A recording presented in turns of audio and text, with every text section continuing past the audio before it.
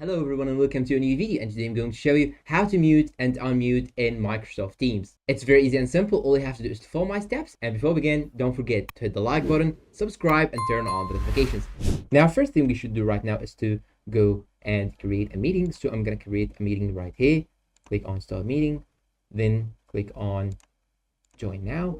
And here, as you can see, I have here the options up right now. We have a new feature in Microsoft Teams that we can also use our keyboard in order to do such things by the shortcuts. So here in my case, as you can see, when I hover over the mic icon, I will see right here the shortcut for doing mute, Control Shift plus M. So when I click on Control Shift plus M, this will mute me without clicking on the mute icon right here. And you can also click on Control Shift plus M again in order to unmute yourself. And that is it. I hope this video is useful to you all. Thanks for watching and see you in a new video.